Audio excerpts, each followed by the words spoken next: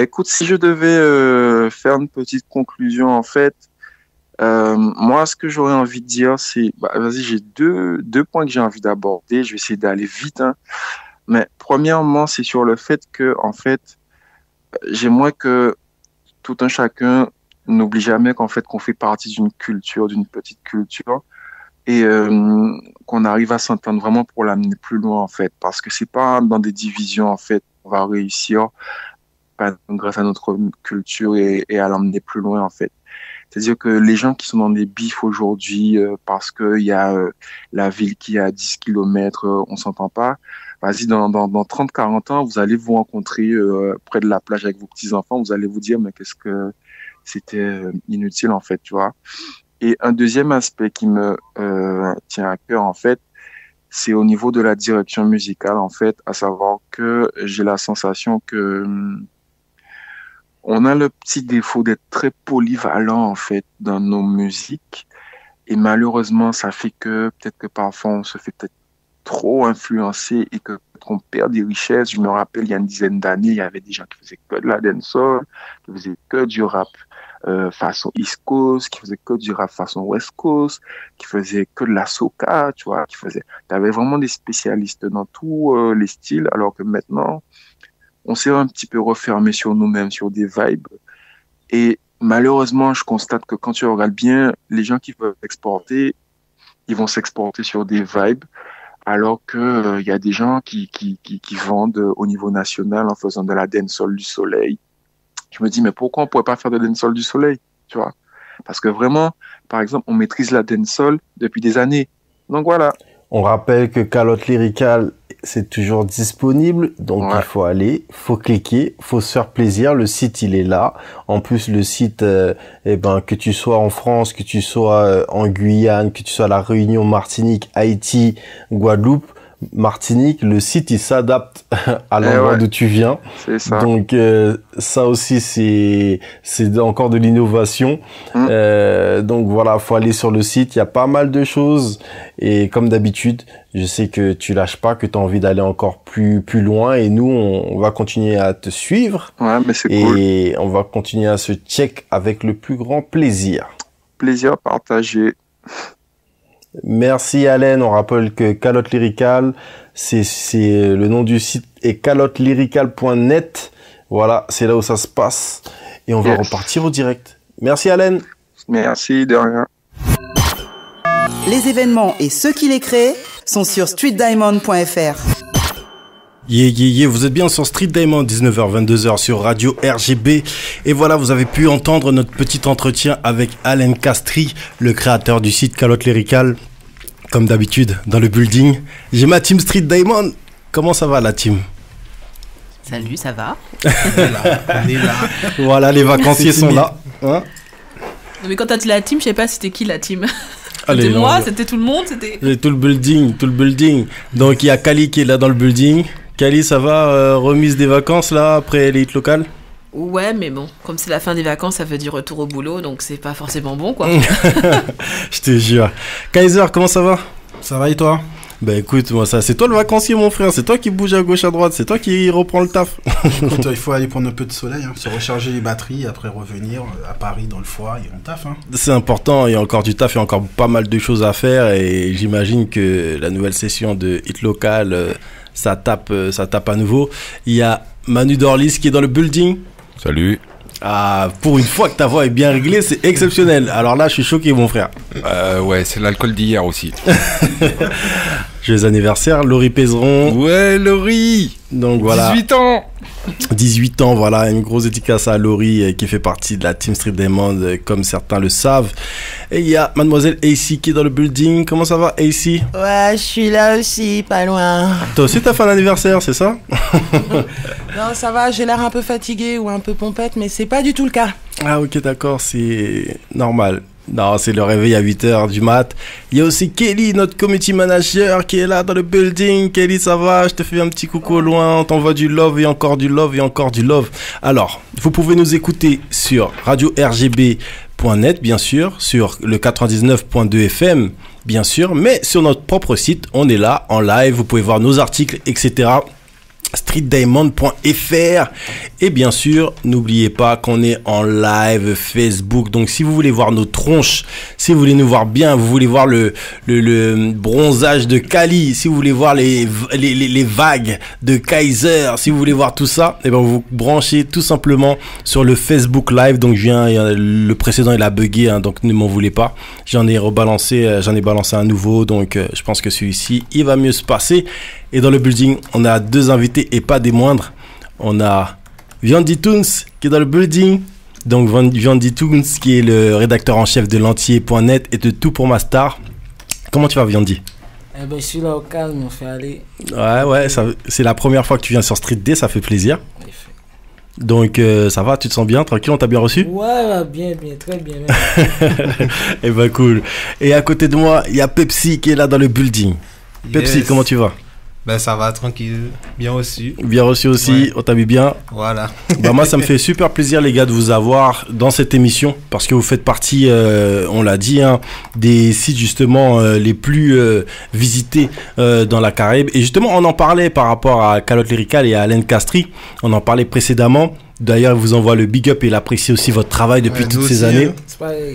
Donc, justement, quand vous voyez, comment vous déjà, ça vous est venu tout simplement l'idée de faire ces sites? On va commencer par toi, Pepsi.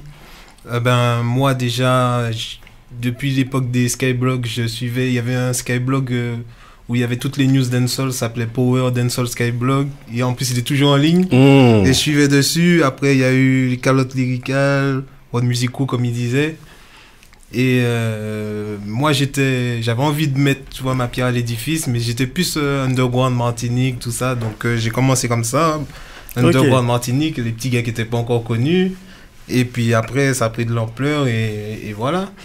Peu à peu, donc comme ça l'underground qui t'a poussé. Il faut savoir que toi aussi tu chantais. Ouais, j'ai vite fait avec mon frère au début. J-Max. Voilà, et puis bon, on a senti tout de suite qu'il y en avait un qui était doué et puis l'autre était pas doué.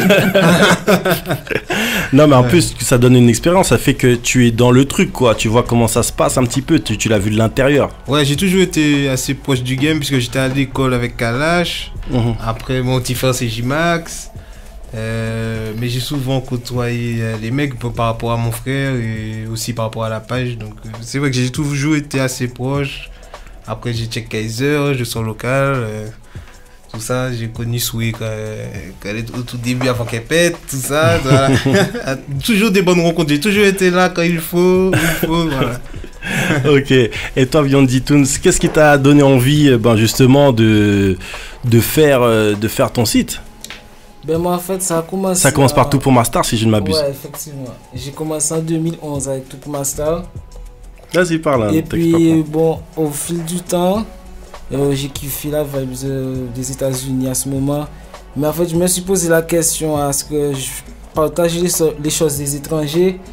Et je me suis dit à ce moment que pourquoi je le fais pas pour les Antilles. Donc s'il y a des talents aux États-Unis, il y en a forcément dans la Caraïbe. Et si je kiffe leur son et ce qu'ils proposent, pourquoi pas en parler? Donc je suis parti sur cette optique et de là j'ai créé l'entier.net. Ok, alors ce qu'il faut savoir aussi par rapport à vos médias, il faut dire que par rapport aux Antilles, il y avait une place particulière qui était laissée aux médias, à la musique, à ce genre urbain que sont le rap, la trap, dancehall, reggae. Jamais, on va dire, il y a une place prédominante, on va dire, dans les médias. C'était des à-coups en fait. Donc il y avait des fois des succès, mais ils étaient jamais mis super bien en avant. Donc bien sûr Kaiser avait la radio, KS1 Radio, donc toi-même tu as une expérience forcément là-dessus depuis l'époque. Ah ben c'est sûr, c'est comme il dit, hein, moi c'était plus quand j'étais à l'école en fait que j'écoutais les gars et je parlais déjà avec un pote à moi qui s'appelle DKR. Je lui disais il faut faire quelque chose en fait. Il y a un talent en Guadeloupe, les gars ont du potentiel, il faut faire quelque chose, et c'est de là que je me suis dit je vais essayer de les mettre en avant. Et du coup, j'ai lancé KS1 Radio. Et pareil, la même expertise au niveau de Kali, parce que Kali avait aussi son propre média, Dancehall Caribéen. Pareil, hein, c'est vrai que nous on fait un peu partie des dinosaures du web, c'est-à-dire qu'on a... moi, je sais quand j'ai commencé à faire des parce que moi en fait je suis de Paris, donc le souci qu'on a quand on est antillais à Paris, c'est que effectivement on entend les sons quand on est en vacances. Mais à l'époque, il n'y avait pas Internet comme maintenant. C'est-à-dire que moi, les artistes, je connaissais pas leur tête. Donc j'avais des cassettes, des DVD, des CD quand j'avais un peu de chance, mais je les connaissais pas du tout. Et dans les différents médias qui existaient à l'époque, les différents sites qui avaient commencé à naître, il n'y avait pas du tout de place pour les artistes locaux. Donc avec deux cousines, on s'est dit bon tiens, on va faire ça, et chaque fois que des artistes vont venir à Paris, on va les attraper, on va les filmer, on va faire des interviews pour qu'ils aient leur petite place. Donc c'est comme ça qu'on a commencé, je crois 2003-2002. Et effectivement, on a eu tout le monde au début, quoi, les Chris, les Saek, Admiral, Tiwoni, et on s'est fait une grosse place au niveau son système. Donc voilà. Kali, si je ne m'abuse, il y a une particularité par rapport à Dancehall Caribbean, c'est que vous filmiez à l'époque. Ouais. Et que du coup, les premières scènes d'un paquet d'artistes, les premières scènes en France d'un paquet d'artistes, tu les as coffrées. Ouais. Le premier concert d'Admiralty, je l'ai en vidéo. Championnat de son système, Arawak contre l'Aquarelle, on filmait aussi. Comme j'ai dit, Chris, le clash le clash Kérosène contre Samix, on était là, tout près d'eux, en train de se clasher. Donc, il faut se remettre dans le principe, c'est-à-dire qu'effectivement, on était bien potes avec les gars d'Arawak, donc ils nous ont invités à la soirée. On est là pour filmer comme d'habitude, on filme, on voit qu'il y a un clash, ça commence un peu le lendemain, on voit que c'est un peu chaud, et donc nous on a fait le montage, mais on dit qu'on partage pas les clashs, etc. On voit qu'il y a tellement de polémiques qu'on commence à partager la vidéo, mais dans un format qui est dégueulasse, parce que forcément t'as pas autant de gigas qu'à l'époque, les gens ils ont pas le net. Donc j'avais carrément créé un messenger pour ça, pour partager à tout le monde la vidéo, pour que parce qu'en fait voilà, c'était pareil, des rumeurs quoi, les gens étaient pas là, les gens ont interprété sur leur façon quoi, soit à côté de la Russie, soit à côté de Genesis. Donc nous on a passé peut-être quasiment un mois à balancer la vidéo pour que les gens se fassent leur propre avis sur ce clash, et qui avait raison, qui avait tort. Donc voilà. Donc voilà, encore, elle a des barres en or là. T'as des gigas en or là. Et ouais, et c'est comme ça que ça se passe. On vous dit qu'on est avec des vraies personnes là dans le building, des gens qui travaillent dans l'ombre. Alors, moi, tout de suite, la question que j'ai envie de vous poser tout simplement, je sais que toi, il y a un vrai parti éditorial dans ta ligne, c'est que quand on voit un message, directement tu dis tout ce qui concerne la trappe, le rap, etc. D'ailleurs. En fait, le truc, c'est que plus la page a eu du succès, on a eu énormément de messages. Et on va dire depuis 3-4 ans, la plupart des artistes ont abandonné le dancehall pour aller sur la trappe. Ouais. Donc j'ai dit, bon là on est obligé de faire un choix, sinon ça sera plus la page dancehall, actualité dancehall, ça sera actualité trap, tu vois. Top. Donc on a dit aux gens du trap, non désolé, tout ça, on partage que reggae dancehall. Mais maintenant, depuis, ça fait même pas une semaine, on partage du trap, mais que le dimanche, c'est le dimanche trap. Le dimanche trap, voilà. C'est le jour d'église, voilà. On brûle ça. Ok, ouais. Donc c'est ton parti éditorial. Toi, Viandi Tunes, du coup, toi c'était plus, toi tu touches à tout. En fait, moi, je suis resté sous l'optique d'ouverture d'esprit sur les styles, et que je me dis que il y a plusieurs types de chanteurs, plusieurs types d'artistes et divers styles de musique. Donc, à travers le site, je voulais tout regrouper dans une seule et même structure, que chacun puisse se trouver la vibe qu'il veut vraiment. Donc, je suis partagé du dancehall, de la trap, du hip-hop, du rap et plein d'autres styles. Un peu de zouk aussi. Ah oui, effectivement, du zouk. Effectivement. Lui-même, il oublie son petit kezou. Faut toujours un petit kezou pour se mettre. J'ai des souvenirs de partage de Nestlé. Ah oui. Oui, c'est d'ailleurs, Nestlé, comment tu vas d'ailleurs? Nestlé, coucou, tu vois, on est là, tu vois, il y a Viandi Tunes qui apprécie particulièrement ta musique. En effet, moi j'avais rédigé une lettre, mais bon, ça date. Je fais un petit commentaire qui n'a rien à voir avec l'interview. Viandi, aujourd'hui tu es à l'honneur, n'hésite pas à parler fort parce que je suis en train de pousser le potard avec le talon pour pouvoir t'entendre. Donc si tu peux parler un tout petit peu plus fort, parce que tu mérites qu'on sache de quoi tu parles, quoi. Tu fais un boulot super, et donc profites-en, fais-toi plaisir aujourd'hui, quoi. Parle fort. Ok, pas de soucis. Et Pepsi, toi-même, alors du coup, toi, ce qui est intéressant avec ta page, c'est qu'il y a ce côté viral, ce côté aussi de l'instant. On est vraiment, le nom, tu l'as pas choisi par hasard, Pepsi Actu. C'est vraiment, on clique, on peut voir les trucs du moment. Tu mets aussi en avant des choses positives ou que ce soit des événements ou que ce soit des sons aussi, etc. Des sons aussi qui sont traduits des fois. Comment tu gères ta page en fait? Ben, pour les traductions, c'est, on va dire, les sons qui marchent le plus niveau Jamaïque. Mais bon, on fait comme une sélection parce que entre les sons qui parlent que de poum poum, tout ça, tu sais, il n'y a pas besoin de traduire. On va essayer de traduire les sons à texte. Et puis pour les sons qu'on nous envoie, ben, on essaie de partager, on s'arrange avec les artistes. S'ils veulent qu'on partage en simultané, on partage en simultané. S'ils préfèrent qu'on partage le lendemain, on fait comme ça. Et pour les vidéos, c'est vraiment qu'on les reçoit, on reçoit des vidéos qui buzzent, tout ça, et dit oui, partagez, tout ça. Donc voilà, ouais. Ok. Et toi, ton audience, forcément, au niveau de la Martinique, elle est en feu, mais elle touche aussi la Guadeloupe, c'est aussi important de dire, et la Guyane, parce que justement, l'avantage aussi que tu as, c'est le fait d'être basé sur la dancehall. Du coup, ça touche tous ces endroits. Ben ouais, et en plus, on a même une grosse communauté d'Amérique latine. Sérieux? Ouais, qui aime beaucoup le dancehall local. Et... Ok. Ouais. Donc, on a beaucoup surtout du Pérou. Et j'ai oublié quel autre pays. Et c'est vrai qu'il y a certains artistes, comme je crois que c'est... Il y a même Daddy Mori qui a déjà fait des concerts là-bas. Ils avaient même un site. Ils avaient même un site où ils mettaient tous nos sons gratuits en téléchargement libre. Tu cherchais le dernier album d'Admiralty, il fallait aller sur un site péruvien. Ils avaient tous les albums gratuits, ouais. Ok. Je sais que Jamadom a fait des scènes, Jamadom a fait des scènes en Amérique du Sud. C'est vrai, ils ont une grosse affection pour nos sons là-bas. Je pense que si les artistes jettent un œil, il y a de quoi se faire 2-3 prestats. Tranquille, ouais. Ok, et c'est pas Admiralty qui est parti au Pérou aussi? C'est pas en Colombie? C'est pas en Colombie. Ouais, dernièrement, ouais. Il est en Amérique du Sud, oui. Ouais, c'est ça. Il a fait une tournée, ouais. Donc l'Amérique du Sud nous aime, messieurs.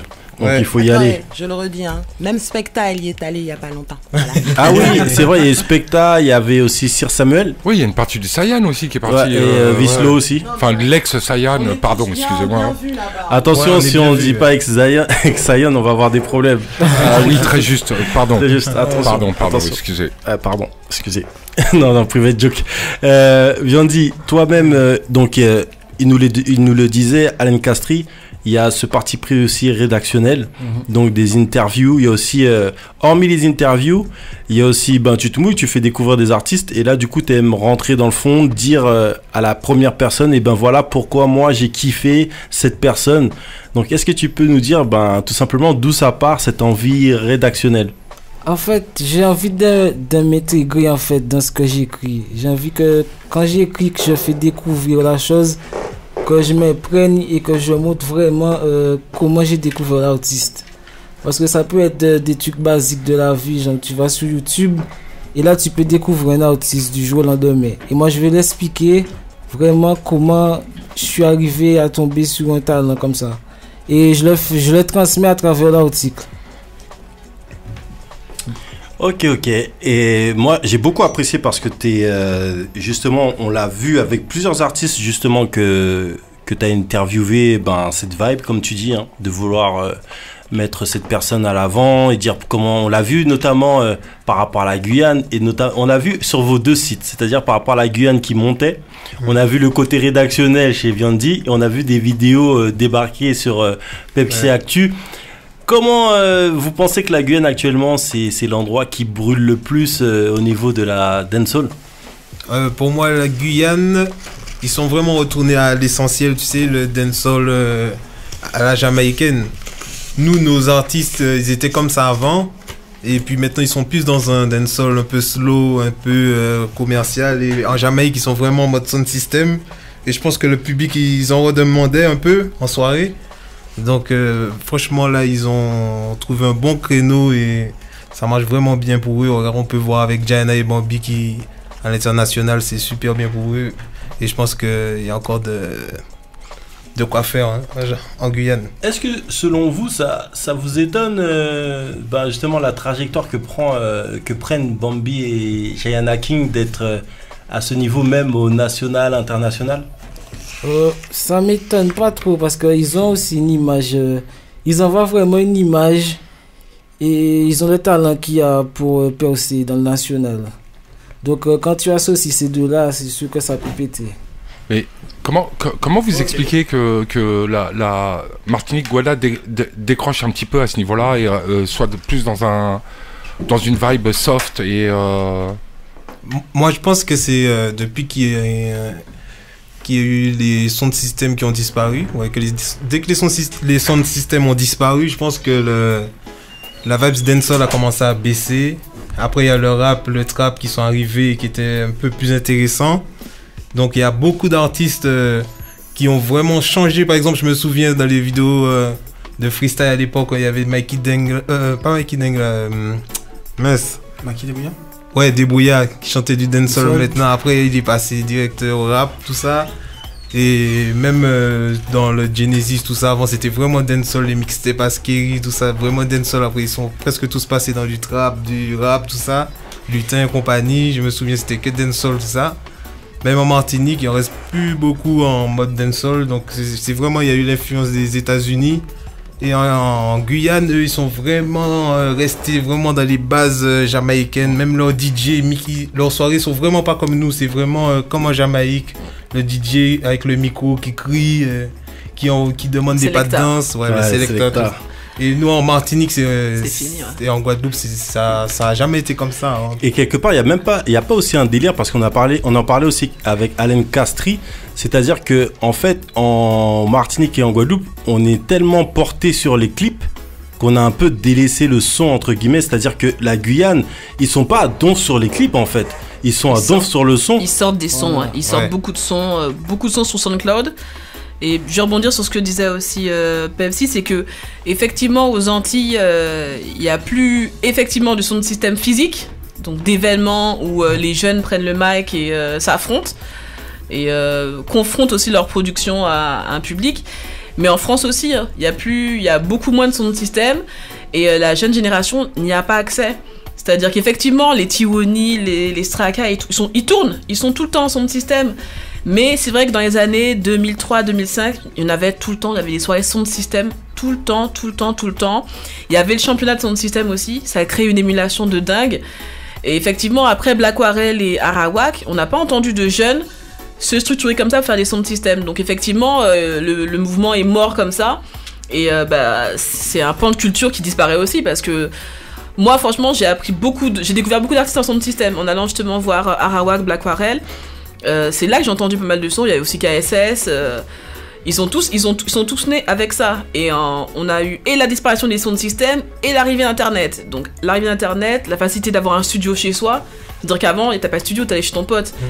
Sauf que maintenant, t'as Internet, t'as un petit studio chez toi, tu fais ton son, tu le mets directement sur SoundCloud, etc. Donc ça a aussi tué un peu le jeu des sons de système, quoi. Ça te coupe un petit peu, c'est l'ère de l'individualisme aussi, le fait d'aller dans le studio d'un pote, c'est faire d'autres rencontres aussi. Ouais. C'est par hasard, tu rencontres un artiste que tu rêvais de voir, et en fait, le gars, tu l'as à côté de toi sur le siège, quoi, en fait, quoi. Je pense que Kaiser peut parler de ça, des histoires de rencontres, parce que à KS1, il y avait beaucoup de rencontres, quoi.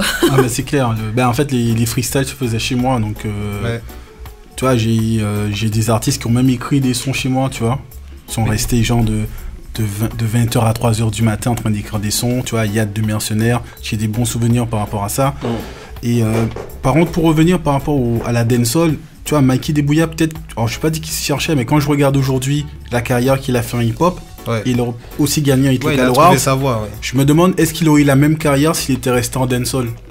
Donc après, c'est peut-être aussi une réflexion où tu as des artistes qui essayent en fait. C'est-à-dire que, bon, tout le monde fait de la dancehall à l'époque. Je fais de la dancehall, j'essaye du rap ou du hip-hop. Tiens, j'ai un autre feeling, j'ai un autre flow. Ah, mais les gens kiffent plus, tu vois. Il y a ce côté-là. Et je pense que tu as certains artistes, même Drex au début, qui faisaient de la dancehall. Tu vois, donc voilà, quand tu regardes aujourd'hui, le hip-hop, ça leur va en fait. Donc. C'est un moment où ils passent un cap, où ils se disent bon, mais voilà, j'ai testé un peu de tout et j'ai trouvé ma voie, ils passent à autre chose. Et pour faire vite fait la comparaison entre et Martinique, Guadeloupe et la Guyane. En Martinique, Guadeloupe, on s'est professionnalisé assez vite par rapport à la Guyane.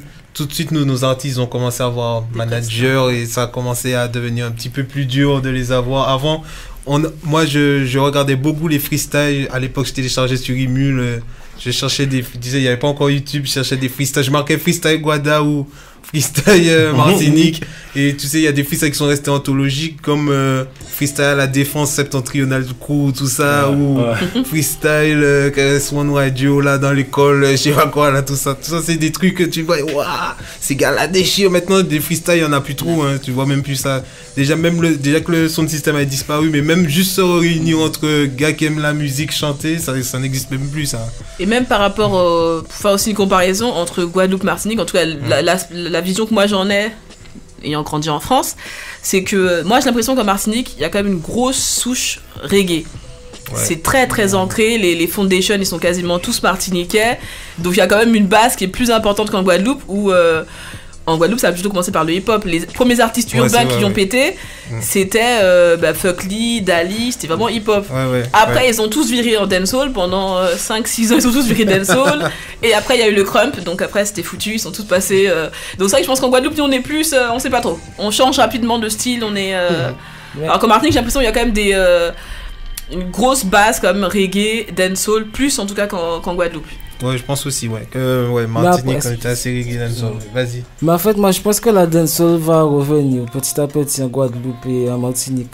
Parce qu'il y a des jeunes talents qui se remettent sur la dancehall et je crois que ça passe très bien même. Des artistes comme Kevin ou Matthew White et même Meryl et aussi Shannon, j'ai kiffé ses derniers sons. Qu'ils ont vraiment le dancehall dans le sang. Et je pense que ça pourrait faire aussi face aux Antilles. Ouais, mais quand tu regardes les artistes internationaux, les Drake et compagnie,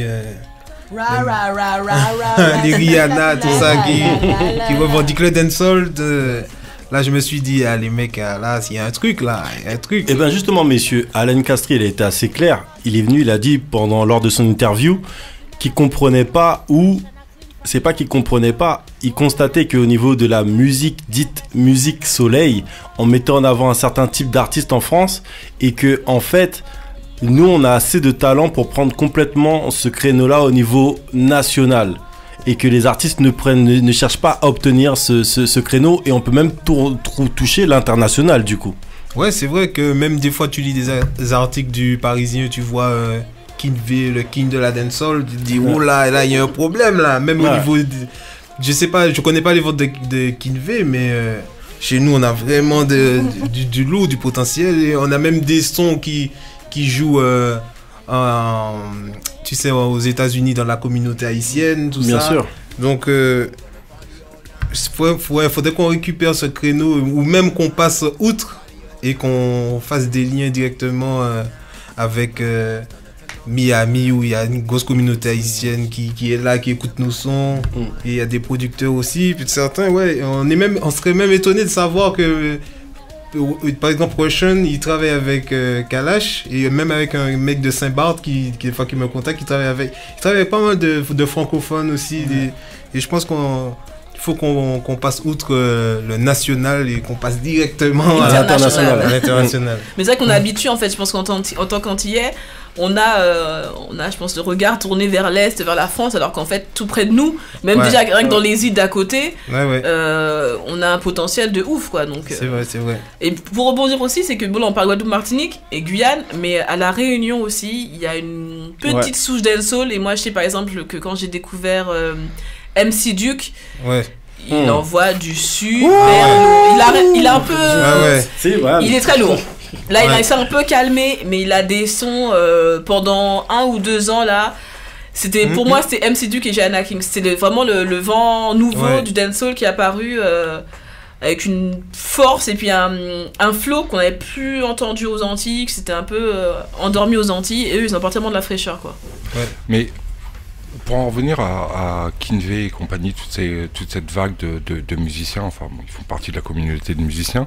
Est-ce que vous ne pensez pas que c'est un peu les BHL de le comparatif, les BHL de la philosophie musicale en fait, parce qu'ils ont besoin de démocratiser et de casser certains codes peut-être qui pourraient exclure certains auditeurs. C'est-à-dire que, bon, on va parler clairement, hein, Ouais. on regarde un mec comme Dead Cabal qui se fait piquer la place par Grand Corps Malade, Kinvey pique la place d'autres musiciens pour des raisons qui sont très très claires du point de vue marketing. Ils sont blancs. Non, mais ils sont blancs et quelqu'un d'autre aussi. Juste attends, pour te couper vite fait, pour moi, la place de Kinvey, c'était Colonel Réel. Pour moi, c'est Colonel Réel. Normalement, Colonel Réel qui a pété au national devait être sur des plateaux comme Touche pas à mon poste ou des trucs comme ça. Pour moi, c'était sa place. Et de voir que c'est Kinvey qui est arrivé avec juste 2 petits sons. J'ai oublié ces sons d'ailleurs. Tout ça. Déjà, j'ai pas compris. Tu vois, donc je pense que tu as raison sur ce point-là. En fait, le truc, c'est qu'il faut savoir que pour cette histoire de blanc et de noir, faut être très clair. Et c'est même pas le comparatif avec BHL, il est un peu tendu. Je suis pas tout à fait d'accord. Mais par rapport au comparatif blanc-noir, ce qu'on peut dire, c'est que c'est comme Eminem. Eminem, c'est lui le plus grand vendeur de disques de rap. Pas simplement parce que c'est peut-être le meilleur rappeur aussi, tu vois. Mais par exemple, moi, par rapport à Eminem et son type de son, moi, j'apprécie grave Eminem au niveau du rap, mais par rapport à la direction artistique, du coup, j'aime moins Eminem. Et le truc qui se passe avec Eminem, c'est que, il y a une grande partie de la planète qui est blanche. Du coup, le mec, il vend en Russie, il vend dans l'Est, mon gars, là où Busta Rhymes n'a jamais chanté. Attention, je suis pas en train de critiquer le fait que des gens comme des gens comme Kinvey ou Grand Corps Malade prennent cette place. On sait très bien qu'il y a un aspect marketing aussi. Mais quand même, attends, Grand Corps Malade et Kinvey, tu veux pas les mettre sur le même truc. Grand Corps Malade, il est quand même plus chaud que Kinvey. Non, ce que je veux dire, on sait très bien que par exemple pour la dancehall, le reggae, c'est très codifié. Et le problème, c'est que si tu veux faire large, tu peux pas envoyer des artistes avec une musique qui est très codifiée. Il y a un moment, tu es obligé de passer par des artistes qui vont moins s'attacher à ces codes-là. Et là, tu vas ouvrir l'auditorat. C'est le rôle de gens comme Kinvey. BHL, on sait très bien que BHL, la plupart du temps, c'est du vent, mais il donne accès à la philosophie, même si c'est une philosophie qui est de moins bonne qualité, mais quelque part, il ouvre un petit peu le... Bon, c'est un bouffon, hein, clairement, mais bon, bref. Mais il ouvre quand même la voie, aux gens qui pourraient s'intéresser à la philosophie et qui trouvent ça trop ardu, en se disant, oh, tiens, j'arrive à comprendre ce que dit BHL ou Kinvey. Dans ces chansons, ça n'a pas l'air très compliqué. Finalement, c'est ça le reggae ou la dancehall. Bon, je vais en écouter. Et merci. Mais en vrai, on n'a plus besoin de Kinvey quand on a Rihanna qui te sort Walk. Par exemple, tu vas envoyer un Kinvey en soirée caribéenne, il n'y a personne qui va danser. Walk. Il va se faire jeter le micro dans la tête. Non, mais d'autant que Rihanna est plus. Comment dire, pas représentative, mais c'est plus cohérent. Ouais, carrément. C'est sa source. Voilà, les caribéennes, c'est la musique caribéenne. Ça passe plus. Alors on va dire que déjà BHL, c'est pas un bouffon, on va pas dire ça comme ça. Mais effectivement, moi je suis tout à fait d'accord avec Manu sur le fait, voilà, de démocratiser le truc. Et puis aussi il y a le côté où les mecs, peut-être que voilà, il y a ce côté où ceux qui programment ces gens-là partent du principe que quand tu mets un blanc, une personne qui ressemble à l'auditeur, c'est mieux. Et quand ils mettent des noirs, il faut que le noir, il ait tout un tas de cérémonial autour de lui. S'il vient pas du Zimbabwe, ils auront du mal à parce qu'il faut ils vendent aussi un folklore. Donc ce qui serait bien, c'est là, il y a des Caribéens qui déchirent. On est capable de prendre ces places-là, selon moi en tout cas. On est capable de les prendre. Je dis pas que des Rihanna, on en a en pagaille. Mais franchement, une Rachel Allison, il y a moyen de faire des trucs, tu vois, au niveau... Là, il y a Jalis aussi en Martinique. Je trouve qu'elle est aussi très intéressante dans sa manière de venir. T'avais fait aussi... je l'avais interviewé. J'avais kiffé tout de suite aussi. Ouais, donc il y a des trucs... On a des artistes. Mais ce que disait Dorlis, là, c'est pas de maintenant. Ouais. Parce que cette polémique-là, elle existe aussi avec Bob Marley. En disant que voilà, Bob Marley était métis, donc il était plus facilement passable que d'autres artistes reggae, plus foncés. C'est un vieux discours, ça, et je pense qu'on n'est pas encore prêt à battre ce truc-là, parce que c'est ancré. Faut en parler, effectivement. Faut en parler sans cesse, et on y arrivera peut-être. Et on doit parler de ça, et on doit parler d'une autre chose, selon moi. C'est que quelque part, il y a quelque chose que nos artistes n'assument pas, en fait. C'est le fait de de générer du cash et d'avoir l'ambition de pouvoir générer du cash, comme par exemple Chris, lui, il a fait Step Out. Il sait que clairement dans quelle direction il allait avec Step Out. Il sait que voilà, t'as Colonel Riel qui va générer tant de cash, qui va lui permettre de garder un pied dans l'underground, par exemple, underground entre guillemets, avec Missy Sadik ou avec d'autres qui génèrent pas autant de cash. Donc il avait son pied dans plusieurs trucs. Et quelque part, moi, j'ai envie de dire, j'ai l'impression aussi qu'il faut que nos artistes, ils assument. Là, je vois que le travail que fait Psych, j'ai l'impression que Psych, c'est vers ça. Il voit l'exemple de Kalash. Et il a envie de tendre vers cet exemple-là. Et c'est pas la seule clé, le chemin de Kalash. Mais je pense aussi qu'il y avait Almighta aussi mais lui, il avait pris au niveau des tubes qui passent en boîte. Donc il était un peu coincé. C'est encore un autre créneau. C'est un créneau où tu passes pas beaucoup à la télé. Mais par contre, tu passes beaucoup en boîte et tu as des prestats. Donc tu es arrivé à vivre correct, bien de la musique, tu es super bien. Mais du coup, tu disparais si tu n'arrives pas à maintenir ta carrière hors des boîtes. Et du coup, il faut prendre l'autre créneau. Le créneau de Kinvey, il faut l'assumer. Et on n'est pas obligé de faire des bouffonneries. On peut faire des choses simples, mais qui ont du style et qui font bouger tout le monde. Et en Martinique, moi, je trouve qu'il y a des gens qui font des choses simples et qui le font super bien. Et qui font whiner les gens avec des trucs basiques, mon frère. Mais moi, ça me fait délirer, tu vois. De tout, tu sais. De tout, c'est vrai. C'est clair.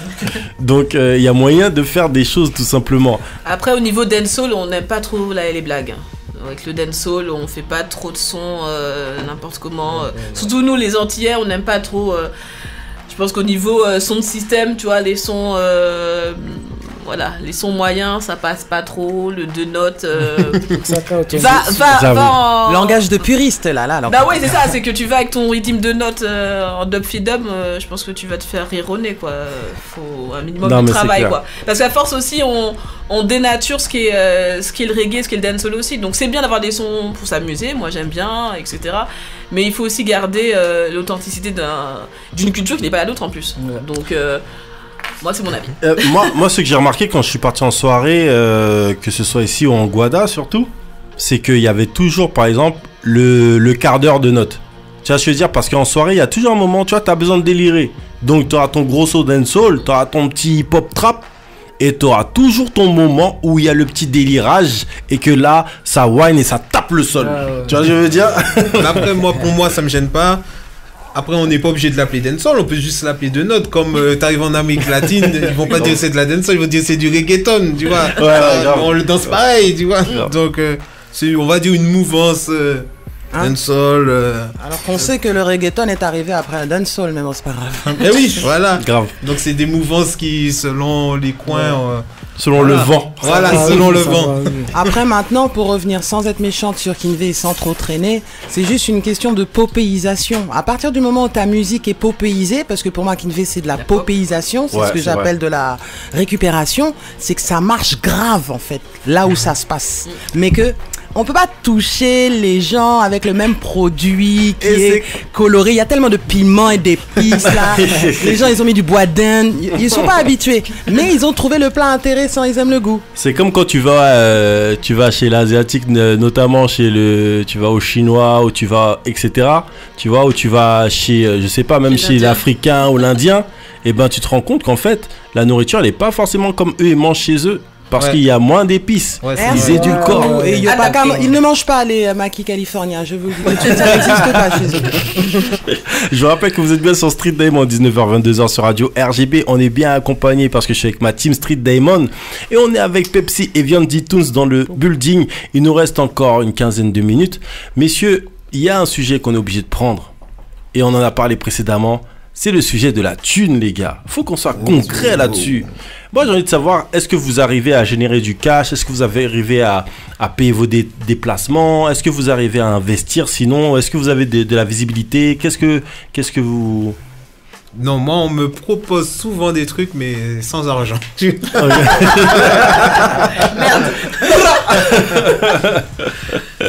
Je pense que... non, il y a sur certains créneaux, par exemple, on peut demander à l'artiste s'il veut atteindre, comme on a une base de 60 000 abonnés, on peut lui dire on fait une publication sponsorisée et il nous donne une petite partie, mais bon, c'est juste ça. Mais vraiment, pour en vivre, non, pas du tout, pas encore. On espère y vivre un jour. Mais pour l'instant, on n'a pas encore trouvé le modèle économique pour faire vivre de ça. Discuter avec Ali. Non, j'ai aucun modèle économique. Franchement, si j'en avais un, je serais bien avec Hit Local. Moi, en fait, depuis 2015 jusqu'à 2018, j'ai toujours fait les choses gratuitement. C'est-à-dire que j'ai toujours essayé de mettre les artistes en avant de façon gratuite. Mais arrivé à 2018, tu vois, je me dis que tout travail mérite salaire. Et que je me dis que t'as beaucoup de projets, mais il faut aussi le financement. Donc, tu instaures tes tarifs, tu sais comment est ton audience, tu sais qui visite, tu sais qui vient, qui sort. Donc, si tu as des projets, tu peux pas les financer avec du vent. Donc, il faut savoir aussi payer pour de la visibilité et pour amener tes projets au plus loin. Donc, je reste abordable sur les prix, tu vois. Donc, ça va, mais... Eh ben c'est bien. Et justement, est-ce que vous voyez des... Alors tu en as parlé précédemment. Modèle économique, c'est le mot clé de toutes les personnes qui sont dans l'underground et qui ont envie de générer du cash. C'est ce satané modèle économique motherfucking shit qui s'enfuit et qu'on essaie de poursuivre pour générer de l'argent au final. Et du coup, il y a plusieurs alternatives qui ont été trouvées par certains. C'est l'essai de la plateforme participative où les gens donnent de l'argent selon par mois 1 euro, 2 euros, 3 euros. Je pense qu'il veut faire ça Pepsi en fait. Tu mets une actu, tu mets pas toute l'info et tu dis payer pour voir la suite. Il fait ça. Comme la VOD, tu vois, genre, tu vois le teasing. Et Paul Bocca aussi, je crois, ils font ça. Parisiens aussi font ça. Et puis il y a même un magazine, c'est Trax Magazine, il fait la même chose. T'as une partie en papier, si après, tu veux la suite, faut aller sur le net. Ouais, non, mais c'est ça. Tu vois, ta go, elle est là. Tu veux, elle fait ça quand même. Tu veux le reste, mets la bague seulement, tu vois. Et ça, c'est assez problématique parce que je me souviens un article du France Antique qui disait... Fanny ne veut plus jamais chanter en Martinique. Oui, mais en fait, quand tu lisais l'article, c'était pas du tout ça. Mais comme t'avais pas envie de payer pour rien, tout le monde se disait pourquoi elle veut plus de la Martinique. Et ça fait un gros scandale. Fanny, elle a dû répondre à ça. Alors qu'elle a jamais dit ça. Elle a jamais dit ça. C'est un truc de malade. Et donc, du coup, après, ça fait encore passer la presse pour des gens bizarres. Je te jure. Donc, encore une fois, c'est le modèle économique. Est-ce que vous voyez une issue, même vous, qui avez aussi tout autant d'expérience, on est tous là dans le building, parce que moi, clairement, j'ai participé à un papier au nom de Street Diamond, un papier qui est paru sur Afriscope, qui parlait justement de ces médias qui font des podcasts, les médias afro qui font des podcasts. Et moi, j'ai donné une clé par rapport à ça, mais ma clé, c'est ma clé, elle n'est pas forcément évidente à avoir. Pour que ça fonctionne, il faut avoir beaucoup de personnes qui nous suivent et il faut avoir réussi à créer une communauté.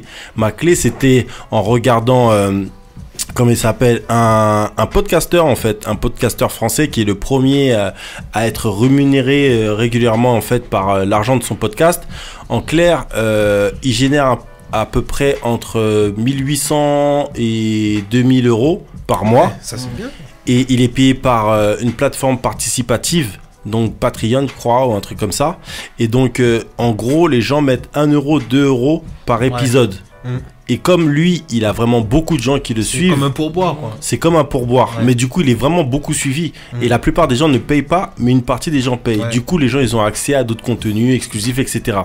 Et donc, du coup, ça fait que le mec, il peut en vivre, quoi. Et il a vraiment les gens qui sont derrière lui. Mais du coup, c'est quelqu'un qui est très professionnel. Il est arrivé une fois qu'il fasse un épisode dans un aéroport quand il était bloqué en Russie.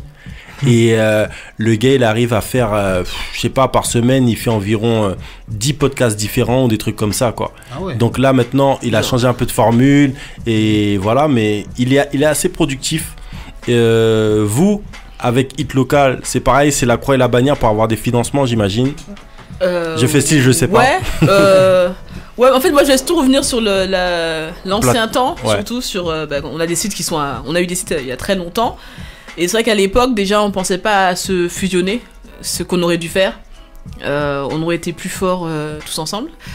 Et je pense toujours ça. Je pense que les médias qui existent là, il faut se réunir parce qu'en fait, on a une force de frappe qui est énorme. Déjà, moi, je pense qu'en étant Hit Local, on s'en rend pas compte parce qu'on est à l'intérieur, mais je pense qu'on est quand même pas mal. Et que si on est tous ensemble, on peut être un vrai média, et, parce que ça n'existe pas. Et c'est chaud, quoi. C'est-à-dire que moi, je vois souvent l'exemple du rap français, et je vois qu'il y a 50 000 sites, et je pense que les gars, s'ils en vivent pas, en tout cas, ils arrivent à générer assez de thunes pour pouvoir au moins faire fonctionner leur truc. Et je pense que Kalotte a eu des soucis par rapport à ça, et la plupart des sites, au niveau internet, on n'était pas en retard, quoi. On a commencé à faire des sites en même temps, dès qu'il y a eu le net, on a tout de suite eu des sites. Donc on n'était pas du tout en retard. Il y a pas longtemps, World Music Crew a arrêté, et moi j'ai mis ça, j'ai dit mais c'est grave, quoi. Parce qu'on perd un média qui avait un historique énorme, quoi. Ouais. Donc c'est comme quand une bibliothèque ferme, quoi. C'est pareil, on brûle, on perd des choses, quoi. Donc il y a des choses à faire au niveau musique urbaine aux Antilles, même musique en général. Et c'est dommage que les sites meurent les uns après les autres ou changent de formule. Donc voilà. C'est vrai que c'est pas évident. Moi qui commençais avec KS1, après je suis passé à jouer son local. C'est vrai qu'autant de KS1, il n'y avait pas de cash qui rentrait forcément, sauf quand on faisait des soirées ou des concerts. Avec jouer son local, ça a un peu changé parce qu'en fait on fait des coproductions avec des artistes en fait qui sont pas mis en avant et qui veulent faire un concert ou veulent faire des scènes. Donc effectivement, on arrive à gérer un peu de cash par rapport à ça. Hit local, ça reste encore compliqué, mais ça viendra petit à petit. Mais le cash se génère avec local parce qu'il y a un événement physique. Si on n'avait qu'un site, en fait, je pense que j'ai l'impression que la population antillaise, elle est pas encore prête à, par exemple, à faire comme je disais pour Pepsi, quoi, de la VOD, payer pour un truc. Ils ont du mal. Il y a des magazines qui ont essayé de sortir comme ça en disant faut payer pour voir une partie du magazine. Je suis pas sûr que ça ait fonctionné. Même toi, Viandi, t'avais fait justement un magazine. Oui, j'avais fait un magazine avec une équipe en Martinique. Ben, avec le temps, ça n'a pas duré. Ouais, et il y avait des gens qui achetaient. Pas beaucoup, parce que j'étais sur le premier projet en janvier 2017. Pas beaucoup, ils sont pas beaucoup réceptifs, tu vois. Ouais. Quand il faut mettre peut-être les sous, tu vois, il y a beaucoup de gens qui sont... Ça disparaît. Réticents. Voilà, ils sont réticents. Ils veulent tout gratuit. Alors moi, ce que je remarque par rapport au modèle, c'est que quand je parlais avec Alain Castry de Kalotte Lyrical, lui, il expliquait qu'en fait, déjà, il a une régie publicitaire. Donc du coup, ça tourne solo. Et que en fait, les annonceurs, ils m'expliquaient qu'en fait, nous, médias que nous sommes antillais, ben en fait, on touche directement une cible directe. Ça veut dire qu'en fait, on est les personnes rêvées pour les marques. Certaines marques ne s'en rendent pas compte. C'est-à-dire que le mec, il veut un public qui a entre 20 et qui a entre 15 et 25 ans, on va dire. Il sait qu'il peut aller sur l'entier.net. Il veut un public qui a Donf Dancehall, qui pareil, a entre 15 et 30 ans. Il peut aller sur Pepsi Actu, bim. Il sait que il va sur Street Diamond, le public, il est un peu plus âgé, bim. Tu vois, et que en fin de compte, il y a aussi ce délire-là, c'est-à-dire que des régies publicitaires qui pourraient aider, qui se centralisent et qui aident aussi tous nos médias, et que tous nos médias aussi jouent le jeu des chiffres, d'être assez transparents, et après aussi, nous aussi, savoir s'unir entre médias, mais pareil, après, il faut choisir bien ces médias pour que les gens aient une tonalité qui partent pas en vrille, que ce soit selon ce tuto-là, ou carrément réussir à s'allier, tu vois, trouver la bonne formule. Mais ça encore aussi, c'est difficile, tu vois, réussir à s'allier via nos trucs ou en faisant du partage de contenu, j'en sais rien, tu vois. Mais vraiment, je pense que le truc qui est central, peut-être, c'est la régie publicitaire qui pourrait gérer, au lieu de gérer une seule personne, ça gère un groupe de personnes, en fait. Mais moi, je pense comme toi, comme pour les Instagrammeuses beauté qui, quand Rihanna a sorti ses produits pour les blacks, ils ont appelé toutes les youtubeuses martiniquaises, Wada, tout ça, Afro de France, tout ça, et vas-y, on te paye, tu présentes le produit, tu vois. Moi, je vois ça comme ça, par exemple, le Carrefour, il sort son catalogue antillais, il dit bon, je place une pub sur les pages antillaises, tu vois. Je vois le truc comme ça, c'est vrai, il faudrait peut-être créer, c'est ça, une régie publicitaire qui recrute des annonceurs, qui cherche une cible antillo-guyanaise. Recentrer la part de marché dont on fait partie. Voilà, exactement. Parce que, en fait, ce qui me faisait valoir Alain Castry, c'est que, au final, c'est difficile de trouver de toucher une cible bien précise quand tu vends tel ou tel type de produit. Et que au final, nous, ces cibles-là, on les touche de plein fouet en fait. Et que ça, du coup, si eux, je dis n'importe quoi, que ce soit Sebastiano, que ce soit Lacoste, que ce soit, je sais pas, un rhum de Martinique, que ce soit n'importe quoi, il faut que ces personnes sachent que clairement, quand elles viennent sur nos sites, eh ben, elles touchent de plein fouet nos sites. Et en fait, on a besoin de personnes qui travaillent pour nous, mais pour mieux que ça fonctionne, peut-être, c'est venir avec plusieurs sites, plusieurs médias, et que, en fait, du coup, cette masse fait que ça, là, cette personne peut payer, et ensuite, là, on sépare effectivement les trucs parce que ça pèse. Après, le premier frein, je pense, de la plupart des médias, je pense que Kaiser et moi, c'est ce qu'on avait au début, c'est qu'on n'était pas structurés. C'est-à-dire qu'on existait en tant que nous. Moi, j'avais un site, j'ai eu un site, mais j'avais pas d'association. Donc, quand t'as pas... En plus, à l'époque, il n'y avait pas auto-entrepreneur, etc. Donc, j'avais pas de structure juridique. Ouais. Donc, en fait, là aussi, ça, c'est tout de suite un frein. Quand tu parles avec des entreprises, tout de suite, on demande ton SIRET, tes statuts, des choses comme ça. Donc, si tu n'es pas structuré toi-même, tu peux difficilement aller gérer d'autres choses. Et même, tu vois, même être local, sur plein de points, on n'est pas structuré. Donc, ça nous bloque aussi. Donc, avoir un... moi, je suis un peu un espion, donc je regarde un peu tout ce que font les sites. Et même les blogs, ils ont des media kits en expliquant voilà, ma cible c'est ça, moi je fais mes articles comme ci, comme ça, même les blogueuses elles ont des trucs comme ça quoi, donc faut se structurer pour être crédible parce qu'eux ils se sont des pros, donc quand toi tu vas arriver en disant ouais moi j'ai mon site, tu t'as pas des vrais stats, genre des stats de Google, voilà quoi. Moi je sais que quand on avait contacté un label et qu'on lui avait parlé de nos stats Facebook, il disait c'est intéressant et tout, vous touchez beaucoup d'hommes et tout, et ça c'est une cible que nous on n'a pas quoi. Et c'est clair que la page Hit Local, je crois que c'est 55% d'hommes et 35% de femmes, pareil pour Instagram, donc en fait on est bien suivi par les gars et ça c'est une cible qui est dure à atteindre quoi, donc mais il faut se structurer, il faut être prêt à parler à des pros quoi. 55% d'hommes, 35% de femmes. C'est pas 100%. Le reste, compris, c'est des animaux. Je suis pas compté. Les sous-couillons, ils sont comme ça. Nous, on est clips des soldats. Luga was the house.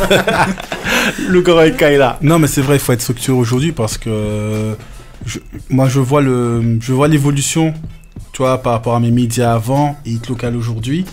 T'as des questions qu'on te pose direct. Hein. Ouais, c'est quoi l'audience, c'est quoi l'âge, tu vois, quand tu vas voir des partenaires, c'est ça, c'est vous touchez quel type de personne, c'est quoi votre forme juridique, voilà, c'est...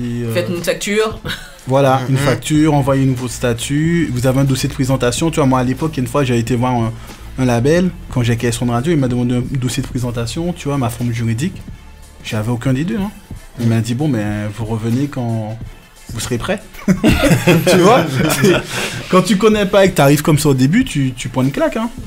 Ouais. Et c'est important de dire ça, se structurer. Et je pense aussi que on doit tous se structurer. Limite, on doit tous s'aider à se structurer. On peut tous se conseiller pour se structurer. Ça, c'est quelque chose. Et c'est quelque chose aussi qu'on reproche aux artistes souvent. C'est-à-dire que on se rend compte qu'il y a beaucoup d'artistes qui ne sont pas à la SACEM. Ouais. Pas mal. Énormément. Certains très connus. Ouais, très connus. Certains ont de l'argent qui dorment aussi. Ils savent pas parce qu'ils ont fait des featuring avec telle personne qui leur permettent de signer facilement à la SACEM et que l'argent il est coffré et que dans un certain nombre de temps, cet argent-là, eh ben, c'est la SACEM qui le prend. Moi, j'ai très bon d'exemple. Hein. Moi aussi, j'en connais pas mal. Hein. Non, mais j'ai organisé un concert hip-hop où Mac était animateur. On avait 15 artistes sur scène. Il y en avait un seul qui était à la SACEM. Moi, à la fin moins connu. moi à la fin du concert, je vais aller voir, je leur dis, mais les gars, pourquoi je paye la SACEM? Ouais. Vous êtes 15, il y en a un seul qui est inscrit. Ça me sert à quoi de payer la SACEM en fait? Ouais. Donc je paye la SACEM pour rien. Et ils te disent tous, oui c'est un cours, quelqu'un est en train de faire, mais ça prend du temps. Je sais que l'administration c'est super lourd. Kali peut le dire, hein, Hit Local, l'administration c'est super lourd. Mais malheureusement, il faut le faire. même par rapport à vos médias aujourd'hui, les gars, il faut vraiment être structuré parce que ça t'empêche de... clairement que c'est le prochain stade. Ça t'empêche d'avancer, hein. Ouais. À certains niveaux, ça t'empêche d'avancer. Ouais. Mais au niveau de l'entraide, Mac, moi, je peux te dire, je communique beaucoup avec Jandy et parfois, je lui donne des petits conseils, donc... c'est vrai que à l'époque, en fait, on était plutôt en mode concurrence. Franchement, moi, je sais quand je vois les autres sites, de toute façon, d'une, j'aime pas ce qu'ils faisaient. Et c'est toi que t'es parlé sur Facebook. Ça date. Ça date quand c'est pas. Ouais, franchement, je crois que la page venait tout juste d'être lancée quand j'ai. Parce que moi, je suis une espèce de radar, je regarde tout ce qui se passe, j'essaie de suivre les nouveaux concepts et tout de suite, même des fois, il y a des petites fautes, j'ai attention, il y a des fautes là, corrige et tout, parce que c'est pas bon pour ton image aussi, tu vois, donc donner des conseils à... Il faut accepter les avoir aussi, les conseils, parce qu'ils acceptaient, parce qu'il y a des gens qui se bloquent. Moi, ça m'est arrivé aussi d'écrire un article et je crois que c'est Anaïs chez lui qui m'a dit, ouais, il y a des fautes et tout, je te corrige. Je dis, bah ok, pas de souci, parce qu'au contraire, tu vas m'aider à grandir en me corrigeant, tu vois, parce que plutôt que me laisser avec mes fautes et me dire, ouais, elle fait des fautes, les connes. Au contraire, on voit que quelqu'un fait une erreur, on lui donne le conseil et puis après, il en fait ce qu'il veut. Mais en tout cas, moi, voilà, je suis dans cette optique-là. Quand les gens me demandent, le plus souvent, moi je réponds présente et puis j'aide quand je peux aider, quand j'ai le temps d'aider. Hein. Messieurs, l'émission se termine, donc on va donner rendez-vous à toutes les personnes sur vos pages, tout simplement. Viandi, on donne rendez-vous sur Tout pour ma star et sur l'entier.net. Et Pepsi, on donne sur Pepsi Actu. Rendez-vous. Et juste un big up à mon équipe, Carlito et Oui, parce qu'ils sont là aussi. C'est important. Voilà. Ouais. En effet, pour moi aussi, pour Joe Boy, Julien, My All, et aussi que ma collaboratrice sur toute ma star, Chacha. Yes. Donc, on vous remercie d'avoir participé à cette émission. On se reverra. Hein. Vous êtes des permanents ici, les gars. On est là. Voilà, on est ensemble surtout. Et même si Viandi, toi, tu repars en Guada, eh ben, on est connectés, mon frère, pour de vrai, et on va se pousser tout simplement. C'est comme ça que ça se passe tous les samedis de 19h à 22h sur Radio RGB. Juste après, vous avez DJ Heavy Jack qui est là dans le building. La nuit Jack et les années surtout 90 seront à l'honneur. Donc, restez connectés. Quant à nous, on vous donne rendez-vous sur streetdiamond.fr. Donc, vous pourrez retrouver tous nos podcasts. Cette interview sera aussi disponible sur iTunes et Deezer. Donc, restez connectés. L'émission s'appelle Street Diamond. C'est tous les samedis de 19h à 22h sur Radio RGB. Peace.